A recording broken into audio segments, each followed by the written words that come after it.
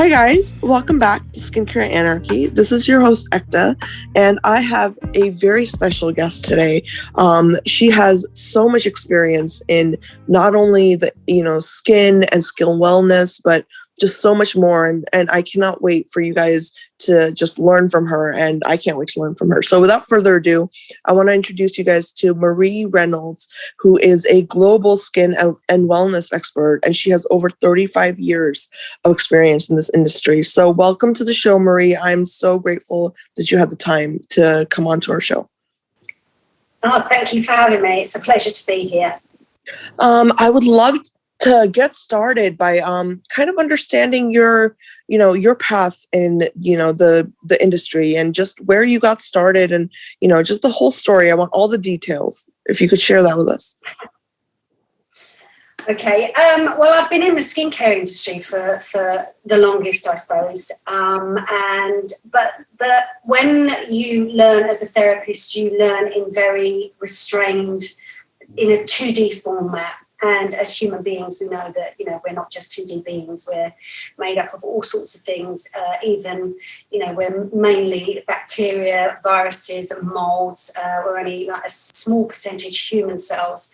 And all of those are important for our existence to adapt to our environment. But they also can play havoc with our system and throws up in the skin. So when we look at the skin, as a whole, people always go for either normal, dry or oily skin types, and that just didn't sit right with me.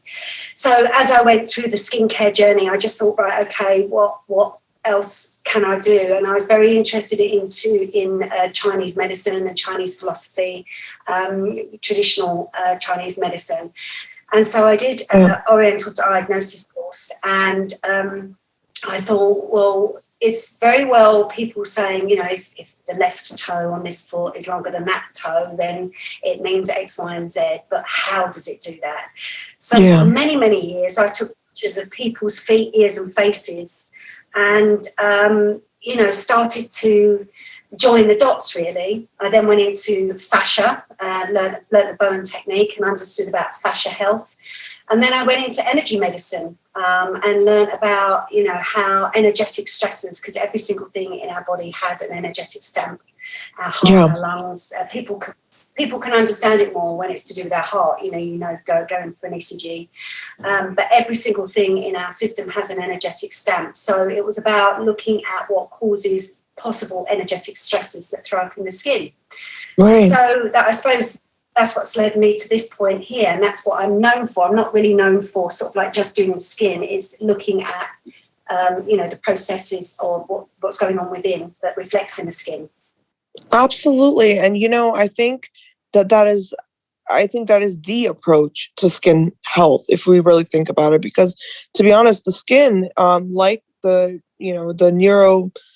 the entire neurology of our body, we know very little about these two organs, and the skin, in terms of understanding it from a scientific and research aspect or a strictly clinical or medical aspect, there's just too many roadblocks and there's too many unanswered questions. And that's where, I'm a firm believer as well in the idea of this energetic component coming into the overall health and well-being of us as human beings, So I absolutely love that you brought this up, and I would love for you to go into more depth about that. I know that your approach, as you described, very, very holistic, and that's wonderful, but I want to really hit all those key points that you just mentioned. And if you can give us like examples and some insight into like the work that you do on the energy level.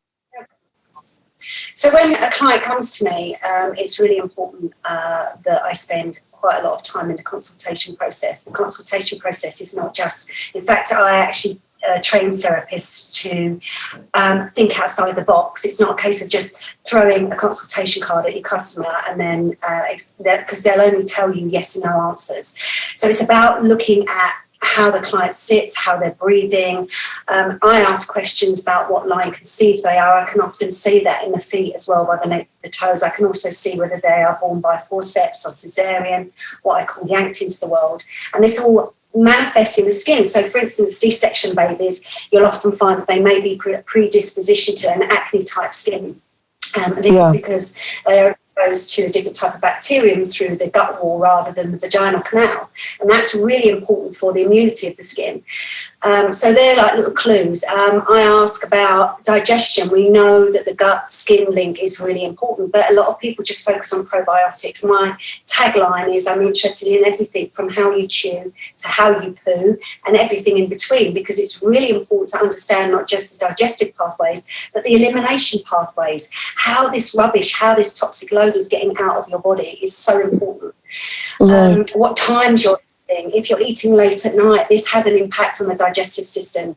How you're eating. If you're eating fast on the hop, that has a massive impact, and it can often reflect in certain skin conditions. So if somebody comes into me and they might have rosacea, I will look at elements of the stomach and the liver. If somebody has got issues with congestion, or the classic one is hormonal acne, I will look at the and also the gut pathways and the elimination pathways. So that's just part and parcel of it. The energetic side is a completely different thing altogether. It completely blows everything out of the water, in my opinion, because it takes into consideration your thought patterns. A good example is when somebody tells you some bad news, you have a physical reaction from that. So the vibration action of somebody speaking to you, the message that's sent, you are going to absorb that, and it manifests in a physical way. So if it's bad news, you'll often feel your heart rate going. You may even have an evacuation of bowels. You might even go weak at the knees. If you get excited, you get sort of like butterflies in your tummy. So it's a physical manifestation of a vibrationary response. But this, and I mean, I want to actually, I'm sorry to interrupt you, but I want to insert that, I know that there have been some very, very renowned scientists that have really, added a lot of conversation around this topic. For example, first person that comes to mind is Brian Greene. He's a renowned biologist. He's a, phenomenal scientist, researcher, and he spoke about the energetic awareness of our body. And, one of my favorite quotes, I think, by him was, he was describing what he feels that the human mind is. And he said, I don't think the mind is contained within the brain like anything else in any of our other organs. He thinks that he thinks that there is the mind, for example, is more of something like a magnetic field that is surrounding you know what I mean? So like Yeah. So I just wanted to insert that little blurb, but I'm so with everything you're saying. Please continue. No, it's 100%. We have 12 etheric bodies, and we have different magnetic fields depending on what etheric body we're in. And have you heard of Kirlian photography? Yeah. Yeah, so, it can manifest the energetic field of a plant. If you tear a plant in half, it will still photograph the plant as a whole as the energetic field as it should be. It's the same as the phantom limb. You've still got that nerve pathway, but also that energetic pathway. So all of these things are manifested. So, you can also have sort of like energetic blocks from past trauma. You can have blocks caused in, the sinuses and the teeth, which are major pathways to overall health and well-being. The sinuses and the teeth, are locked into major bone in, the jaw, nerve, soft tissue, and all of these things that can create imbalances in the body. So, and also miasmas. Miasmas are like little muddy footprints that come down through the genetic pathway. So you can have a look at somebody's feet, and it'll give you clues on what ancestral line they come from, depending on whether they're first, second, third, or fourth conceived. And then that gives you certain miasmas, muddy footprints that come down through the pathways. So it's literally as simple as you can have it, or you can really blow it open wide and really work amazing. Well, let's take it even to the molecular level. Why not? We're having a conversation. So, I mean, if you think about it and the way that our body works, it's literally a transfer of energy that is conducting the entirety of every physiological process that's occurring. When you have, for example, electrolytes moving in the body, that's energetic movement. That is a form of energy. And for us to completely ignore that aspect of health and how that plays into the overall functioning of our physiology is completely it's ludicrous to do that, because it's you have to. Yeah. No, really, I could talk to you for hours about this because, and also I wanted to say one more thing because, one of the most interesting studies I have ever heard about in my life was this Japanese experiment with Japanese monks they were conducting a study to look at the crystallization of water. Water is, our body is more than 75% water. And what they noticed is that intentions, the monks would meditate upon a specific intentions, like a love, like either they would think about love or they would think about anger, and they would meditate on these emotions. And the water, the way it crystallized, mimicked visually the way the energy of that, what that monk was, you know what I mean, like meditating on. So it works on the process that water is a memory card. It's almost like a memory card of your computer, and so and that's why it's so important to be mindful in what you're thinking and what you're saying, because self-prophesizing is one of the harmful things that many of us do. But water, it imprints everything, and so it's the same with they've done another experiment with rice. They're putting 3 pots of rice. One they say good affirmations, one negative, and one they ignore altogether. And the one that they ignore altogether gets more mold spores than the one that's been had negative reactions to it. So, that's observer effect. This is literally physics, you guys. Like, she's talking about physics, like genuinely. Like, everything you're saying, Marie, honestly, I'm so sorry I keep interrupting you, but like, it's just reminding me of things like quantum physics and the way, like, the observer effect, you know what I mean? Like, if you observe something, it organizes, but when you don't observe it, it's scattered. I mean, it's brilliant. Yeah. But the problem is that people want a physical explanation of quantum, or they want a physical explanation of energy therapy, because I do distance therapy. So I actually take a sample of a tiny little bit of the blood, and then I'll do the distance therapy with them being on the other side of the world. And they just can't, people just can't get their head around it. But actually, if you look at, Einstein's spooky effect, it's based on very simple theory of the phenomenon with identical twins, how they share, the experiences of the other. One twin might be in Scotland, the other one in Wales, and then one might have their tooth pulled, and the one in Wales is feeling the pain. And it's believed because they share the quark within the uterus. So with the blood spot, with the sample that I have, I'm actually not interested in sort of like the skin set, the blood cells or anything like that. It's the quantum, it's the quark within the energetic DNA. Yes, the quark. Yes. Yes. I love that. I'm sorry, I'm laughing because you are a fellow physics nerd like me. Well, you know what? I'm so relieved that I've got to speak to you finally, because it's so refreshing to have somebody that actually gets it, trying to, and that's why I try and demystify when I talk about the twinning effect. People understand it then. And I always say, look, I never claim because to treat any condition, or that's your physicist, your medical practitioner's job, that's your GP's job, but what I do is look at energetic imbalances and help to sort of like build the vitality of the body to encourage healing, and I've had amazing effects from it. It's been phenomenal, not only on the skin but for the body as well. Yes, absolutely. And I actually want to ask you a question because I want your opinion, just see what you think about when I was, I know when I was like kind of growing up and getting into just under, physics and all the energy work, really, I hated the word metaphysical, and because I think it took something that is truly rooted in just genuine science, and it made it this mystified, like, you know what I mean? Like almost like a gypsy-like thing, when in reality, this is real stuff, and so I'm wondering, how do you feel about the word metaphysical? Like, are you well, it's the same as I think what people do is that they have to tag themselves onto certain words like metaphysical, like new age, like alternative, because one, they don't want to accept the understanding of it, and two, they accept the understanding of it and they want to devalue its worth. That's my understanding.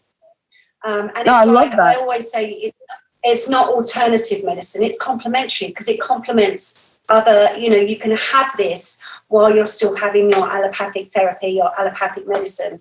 And it doesn't interfere, it just supports the body. But, you know, it's not a case of, I think, whatever people do, I mean, especially with what I do, when we're talking about earthing and grounding, or when I'm talking about earthing and grounding, people, or hugging trees and things like that, you know, it's easy for people to demonize it if they don't understand it. But when you actually understand it with the ionosphere, and when you understand it with, you know, the Schumann resonance, which is the Earth's resonance, is actually placed in spaceships, rockets, to Earth the astronauts before they come back down to Earth, because you know, otherwise it stops them feeling. No, did you hear about the thing where they sent like so I'm a huge Beatles fanatic, okay? I really love classic rock. Beatles, my favorite band. And I don't know when I had heard this, but they said that because of the way that the vibrations were and some of the, you know, like the main parts of their songs, they sent those same, like on a mute, like I know this can be misconstrued, but those same frequencies were emitted, and there was some sort of collection of data in return, like a bounce back of vibration and frequency. You can go right into this. You can go into frequencies where they use it on, you know, when they make shapes with frequencies, and those shapes are reflected into architectural buildings, ancient architectural buildings, and you can actually, you know, there's all sorts of data. You can go into all sorts of things with vibrations and frequencies. And I've had some amazing, you know, results with the energy work that I do. And that is, and I always say, I don't have to bang my own drum. I just let my clients do the talking. You know, I let them say how they felt, you know, what the results are of it, and go from there. But often, you know, getting back to this sort of like demonizing of what if people don't understand it, if they can't touch it, feel it, or see it, then it's not real. But I think if you back it up with education, you know, talking about the Schumann resonance, it's like crystals. When you talk about crystals, you know, crystals are like batteries, and we've got liquid crystal within us. We've got our fascia. Our fascia is made up of collagen fibers and liquid crystal, and we are very conductive. As certain crystals, they are extremely conductive, especially ones that sort of like absorb the light. They're photovoltaic. You use them in spaceship, you know, again, spaceships. They use quartz, and they're used in solar panels. They're used in everyone on this earth uses crystals, because they're in your phones, they're in your computers, but they can't, you know, compute that they are also very good for the human body and the electromagnetic. You know, I want to add to this, because I think that what you're saying is actually very, very, very much grounded in biomedical sciences as well, because, you know, we are now coming into an age of starting to understand truly what epigenetics means. And, you know, we talk about epigenetics like, you know, for what everybody knows, it's, you know, methylation or deacetylation of your DNA, but they have also now found, I'm sure you're aware of this, that it is passed down. So it's a non, you know, it's something that's not coded within genes, but it's a pattern which is regulating when your genes turn on and off, because it's like the methyl groups are on top. So that pattern is passed down. But that also depends on sort of like the genetic microbiome, because you get sort of like the genetic microbiome. You can take on the microbiome from the mother through birth, but also if you're a second or third sibling, you can take on the microbiome from those siblings as well, and those then can cause energetic stamps, which is what's known as coupling. The coupling energetic stamps from the miasmas, from what you're talking about, and they can then cause other energetic stresses. So, and that's why, you know, when people come here, I don't actually go into about, you know, what testings I do, because otherwise they'd think, oh my gosh, but you test so many different things, all of the different energetic stamps that can cause those stresses and imbalances. Right. No, absolutely. And I think that, you know, back to your point about, you know, this, we need to really focus on demystifying this, you know, approach to therapy, because this is really, really good work. I mean, you know, everyone listening out there, like, I can honestly tell you, as a doctor, as somebody of science, woman of science, you know, I can say how relevant this is, you know, everything that Marie's sharing with us. Like, I don't know why more. That's why I'm so against like strictly allopathic medicine. I don't get me wrong. I love the science and I love, fact-based, approaches, but there's so much out there that we just do not understand yet. And if we completely negate that aspect, it's like, for me, this reminds me of like, biology 101 in college when, you learn about introns and exons and DNA and how introns are like all of it. But I used to always wonder, I'm like, I bet you anything, everything else is coded in the introns. And now they're coming out and realizing that. So it's like that. It's like it's ahead of its time is what I'm trying to say. Everything you're explaining. So, that's very important to acknowledge. You're really, truly ahead of the times. But it is like what I always say about allopathic medicine, and I don't want to be on here sort of like bashing, saying it's bad. What I always say is they're in the business of disease management rather than healthcare. They're more like putting out the fires, whereas complementary therapies are more about avoiding the fires altogether. Yes. Yes. It's true preventative medicine at its core. Like that's what it is. Yeah. Yeah. So this is amazing. Thank you. But, and so that's why I sort of like involving it in therapy, and I also actually involve it in the skincare, because in the skincare I only had a really basic core, and it was getting out of that. You look at some skincare brands and they've got umpteen different SKUs of like cleansers, toners, moisturizers, and to me that's a nonsense. For me, it's sort of like dealing with the microbiome and supporting the lipid barrier and everything, and working with everything internally. But even with the certain, like with the lipid-based skincare, I imprint them with frequencies, like orthomoleculars or witchy vitamins, your amino acids, which that your followers might not. And sort of like all of the different things that may be good for that person's skin. So you treat it energetically and you can imprint it. So it's absolutely amazing. Yeah, I can only imagine. And I think that there's a lot of things like tuning forks, they tell us to use them, to test for like vibration and like sensation and stuff. But it's like, I don't know, there's just so much there, there's so much undiscovered or really untapped potential in this, in expanding your mind and thinking in a more holistic way. Like you said, we really have to think outside of the box in the most literal sense, at this point for medicine to go forward.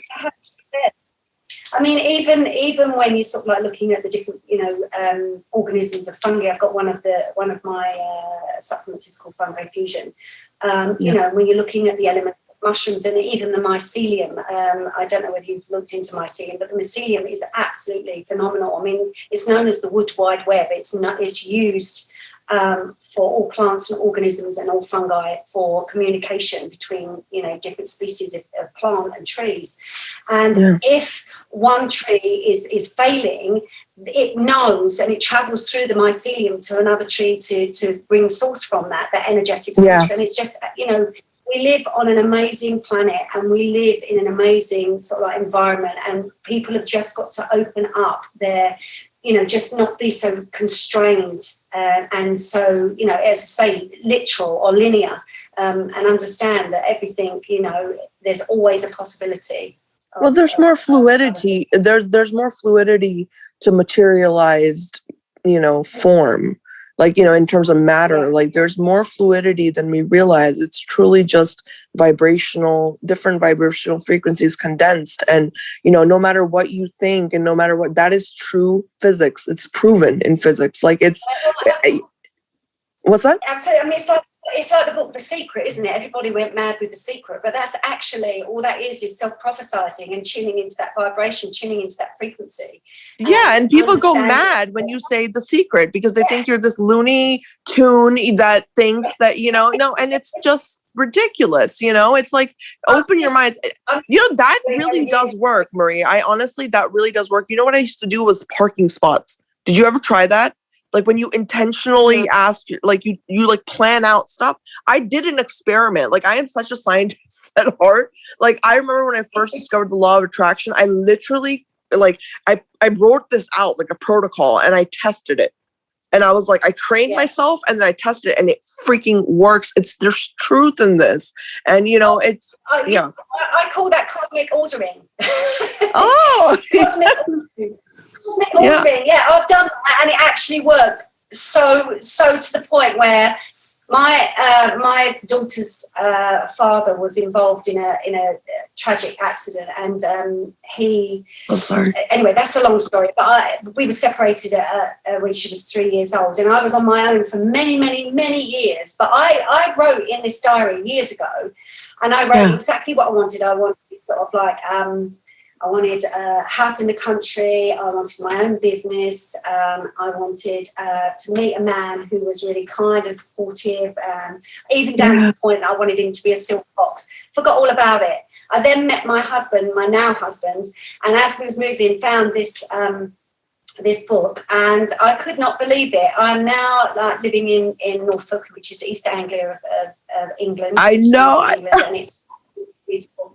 We live in a 16th century barn. He is a silver fox, and he's got, like grey beard, and got my own business. Every single thing, even down to how I described my house, was exactly how it is.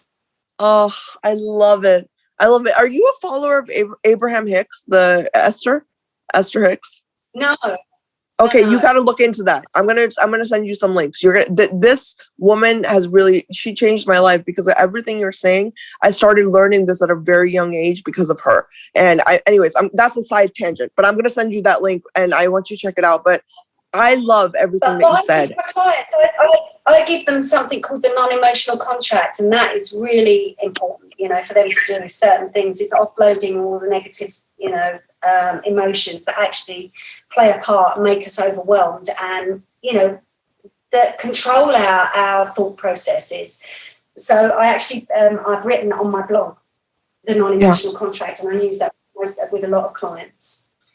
That's amazing. And I think that the main thing, honestly, Marie, when I think about it, I think it's guidance. I think it's proper guidance by someone who is educated, and you are able to educate others. I mean, I think that's what I've gotten away the most from this interview, just speaking to you, is that you are incredibly, gifted in terms of just really being able to deliver this message in a way that doesn't sound loony toony. It's true science. And and I love that. I mean, I think everyone listening, like, this is, please, if there's one episode you listen to this one. Like, I love it. And I think that that's truly a gift, and I love everything you're doing.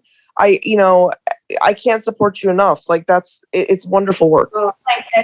That I can't tell you how much that means to me, because especially it's sort of like in the industry that I'm in, a lot of people don't get it. They don't understand it. So it's almost like my mission in life to educate people and making them understand in a tangible way that it almost is an aha moment. And it is a battle, especially when you're sort of like met across people and they completely don't get it, think it's a load of nonsense, think it's a load of crap, and just sort of like just think, okay, give me something else. But I've just been, like quietly plodding along, doing my treatments and my therapies, and my clients have, and I think the results speak for themselves. Even, dealing with, young children that have got eczema, all of these things, the results speak for themselves. And so slowly but surely, and now, like treating, quite a few celebrities and, journalists with issues. And then it's like, oh my goodness, there might be something in this, I know. And I didn't mention this before, but everyone listening, Marie has worked with some phenomenal people, so your client list is quite impressive. And I just, I hope that everyone listening, you've gained some wisdom from this, because this is very, very real stuff. And, I would love, Marie, if you could come back onto the show and we could do a rapid fire question answer and just talk about some of the emerging, things that you think are coming up in this area, because I think it's so important now more than ever, especially with COVID, to spread awareness about this. It's about a personal journey, and I think beauty is just so much more than vanity. It's a personal journey, and you have to really consider so many aspects. And I just this was so wonderful speaking to you. Oh, thank you. It was lovely. Likewise, it was really lovely speaking to you, and thank you for your time. I really do appreciate it. Thank you. And everyone listening, please leave us your comments, anything to continue this conversation. If you have any questions for Marie or myself or Marie's team, just leave them in the comments. We will definitely be asking her to come back as soon as she has some time again in her schedule. And I can't wait for you guys to listen to this episode. I mean, this is wonderful. So thank you, and I will be back next time.